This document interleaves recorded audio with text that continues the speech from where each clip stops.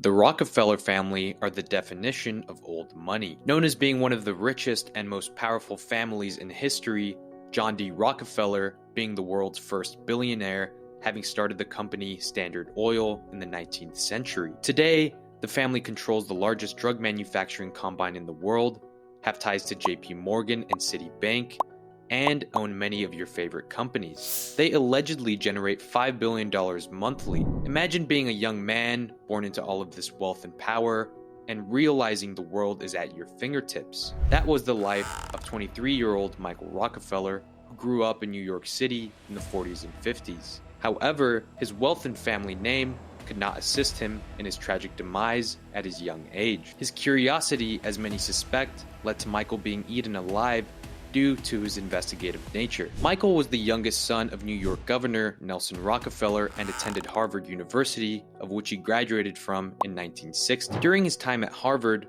Michael studied anthropology. Outside of his time with other college activities, like partying or joining social clubs, he took a great interest in art and culture of indigenous peoples. He was expected to continue with politics and business just like the rest of his family, but Michael was more soft-spoken and artistic. He insisted his passion lied more in the realm of art. His father had recently opened a primitive art museum containing works from Nigerian, Aztec, and Mayan cultures. According to one of his classmates, Michael was inspired and hoped to bring something new to New York that had never been seen before. Having traveled the world already and been to exotic locations like Japan and Venezuela, he wanted to go to a remote region few would ever see in the flesh. He received a fellowship from the Peabody Museum of Archaeology, which allowed him to travel to Dutch New Guinea, an island off of the coast of Australia, which contained a culture of native people named Azimuth. He was tasked with leading an expedition in which he would visit and scout the island for art. This was not the first time the Azimuth people had been visited by outsiders, as missionaries had visited the island before. However, they had never seen a white man.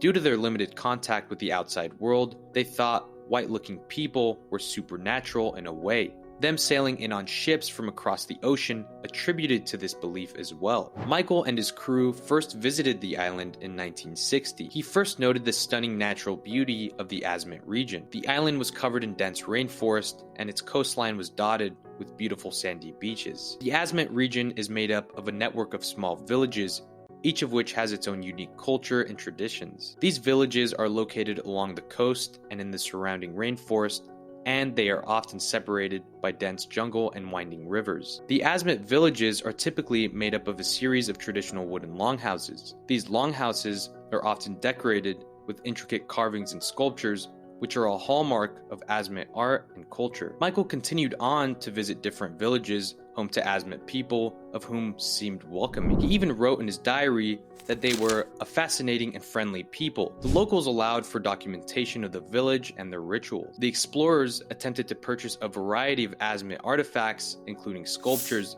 shields, drums, and other ceremonial objects. Even though many of their art is considered sacred, somehow Michael was able to acquire some art pieces from the villagers. He witnessed a great contrast with the Azimuth people and Western society. It was common for the villages to have battles amongst one another. He learned that warriors would oftentimes decapitate the opposing village warriors and eat their flesh. In other regions, the villagers would engage in ritualistic homosexual behaviors and in some cases would drink each other's urine. He wrote, "This is wild," in his diary, and continued to spew his excitement about how different and remote these people are from the rest of society. It only inspired him to continue with his mission and bring an entire exhibit dedicated to his travels in New Guinea to his father's art museum. His second time around, he brought Dutch anthropologist Rien Wazing, who had spent years studying the villagers and also had a great interest in tribal peoples. The boat began experiencing issues as they were sailing and ended up hitting their propeller against a submerged object. This ultimately completely stopped the boat and caused the ship to begin to sink, pulling in water from all directions. They initially tried to fling water out of the boat using their hands before realizing the situation was useless. They were in the middle of the ocean, hanging onto debris from the sunken ship, still about 12 miles away from their desired destination. Rien Wazing recounts Michael telling him he can make the swim by himself, and began swimming towards the direction of the island. This was the last time he was ever seen. His father utilized all forms of scouting to find his son, including ships, helicopters, and airplanes. Nevertheless, after 9 days of continuous search, no sign of Michael was found. His death was officially classified as a drowning, but without any evidence of such. He had vanished and was never seen or heard from again. 50 years later, Carl Hoffman, a journalist from National Geographic, sought to investigate the disappearance of the boy.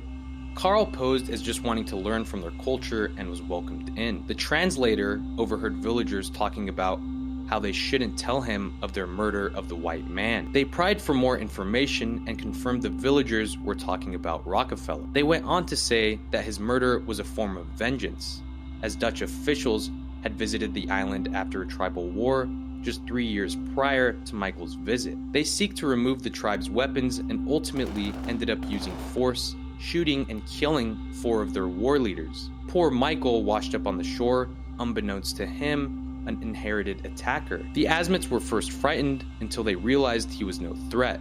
In an act of vengeance, they speared him before severing his head and splitting open his skull to consume his brain. They then prepared and consumed the remaining parts of his body. Using his thigh bones, they fashioned daggers, and with his tibias, they made points for fishing spears. Furthermore, they drained his blood and utilized it to engage in ritual dances and sexual acts, with the tribesmen drenching themselves in the blood. They viewed this as penance for those killed by the Dutch 3 years before. They even had a skull that they claimed belonged to Rockefeller, and a villager was seen wearing glasses similar to those that belonged to Michael that had the initials MR engraved on them. The Azimuth people quickly regretted this as they endured weeks of constant disturbances from helicopters and planes of which they had never seen before. Following the search, the people were also hit with the wave of cholera, which many saw as a sign of their wrongdoing. Even though everyone on the island seemed to know the story, no one admitted to taking part in the murder.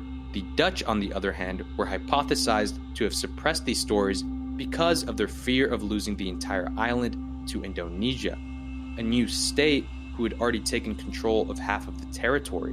This fear stemmed from the Dutch being viewed as not being able to correctly control the native population. Even though his expedition was cut short, Michael Rockefeller's dream of bringing back Azimuth art to be viewed in New York came true. After his disappearance, his family donated a collection of art gathered by Michael to the Metropolitan Museum of Art in New York City, so his findings of this remote location can forever be appreciated. If you want to learn more about a potential murder of someone present, check out my Looming Murder of Andrew Tate video. But what do you think about his disappearance? Do you believe the claims that he was murdered? Or do you think those claims do not hold up? Let me know in the comments. Please subscribe if you haven't already, and feel free to check out my other videos.